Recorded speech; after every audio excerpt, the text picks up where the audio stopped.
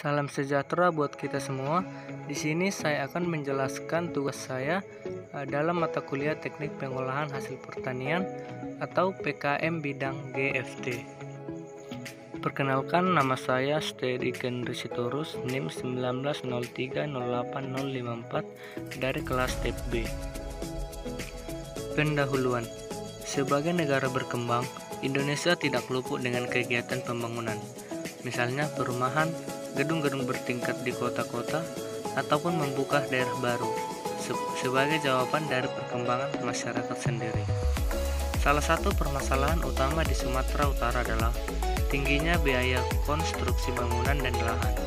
Selama ini berbagai penelitian sudah dilakukan, tetapi masih belum ditemukan alternatif teknik konstruksi yang efisien serta penyediaan bahan bangunan dalam jumlah besar dan ekonomis. Untuk mencegah kerusakan bahan akibat pengambilan tanah yang berlebihan yang digunakan untuk pembuatan batu bata, maka perlu dicari alternatif bahan lain. Salah satu bahan alternatif yang ditawarkan adalah limbah pertanaman padi, yaitu jerami atau batangnya padi setelah pasca panen. Di sini bisa dilihat gambar bahan dalam penggunaan jerami padi untuk pembuatan batako. Pemicu gagasan. Jerami padi merupakan limbah pertanian terbesar di Indonesia yang bisa mencapai 12-15 ton setiap hektar pada masa panen atau 4-5 ton bahan kering, tergantung pada lokasi dan jenis varietas tanaman yang digunakan. Biasanya di daerah Sumatera Utara, pemanfaatan limbah hasil panen padi atau jerami digunakan sebagai pakan ternak sapi, domba, kerbau, serta pemanfaatan kotoran ternak sapi sebagai sumber pupuk tanaman pangan. Hasil survei kerangka sampel area atau KSA realisasi panen padi di Sumatera Utara sepanjang Januari hingga Desember 2020 sebesar 388,59 hektar. Angka itu mengalami penurunan sekitar 24,55 ribu hektar atau 5,94% dibandingkan 2019 yang mencapai 413,14 ribu hektar. Tawaran solusi. Untuk tawaran solusi yang diberikan yaitu memanfaatkan limbah jerami ini sebagai mulsa, kompos, dan pakan ternak, tapi hanya dalam jumlah sedikit. Pembakaran jerami menghasilkan abu jerami. Keberadaan abu jerami ini telah banyak diteliti untuk kepentingan pengembangan pertanian.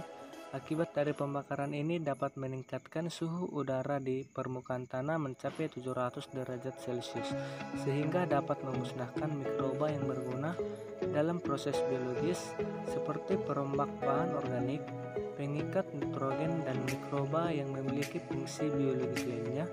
Di samping beberapa jenis unsur hara juga akan hilang akibat pengaruh suhu tinggi pada saat pembakaran jerami. Pihak-pihak yang dipertimbangkan yang dapat membantu mengimplementasikan gagasan. Dalam mengembangkan gagasan ini, sangat diperlukan partisipasi dan dukungan dari semua pihak, baik pemerintah, masyarakat, peneliti, atau penulis lain, dan dari beberapa media seperti media cetak dan elektronik. Pemerintah diharapkan mendukung dan memperhatikan para penulis atau peneliti yang ingin mengeluarkan gagasannya sehingga aspirasinya dapat terwujud. Masyarakat diharapkan dapat mengetahui tentang pemanfaatan limbah hasil panen padi berupa jerami sebagai bahan baku tambahan dalam pembuatan bata. Semua partisipasi dan dukungan sangat diharapkan untuk mendukung gagasan ini. Langkah-langkah strategis dalam merealisasikan gagasan. Dengan ketersediaan jerami yang sangat banyak, memungkinkan adanya inovasi baru untuk memanfaatkannya sebagai bahan material konstruksi bangunan, terutama pada batako. Jerami juga merupakan salah satu tanaman yang mengandung serat dan telah digunakan untuk produksi pulp dan kertas. Begitu juga pemanfaatan jerami sebagai bahan bangunan, semisal digunakan sebagai bahan penutup atau pada tempat peristirahatan dan kotej.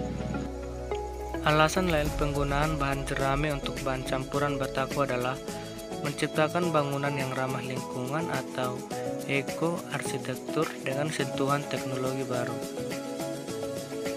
Kesimpulan, yang pertama, penggunaan teknologi, baik itu tradisional maupun pabrik, bukan hanya sekedar mengetahui proses penggunaannya saja, melainkan harus mengetahui prinsip penggunaan teknologi tepat guna, menjaga lingkungan yang asri, bersih, dan tentunya membawa dampak sehat untuk semua elemen masyarakat.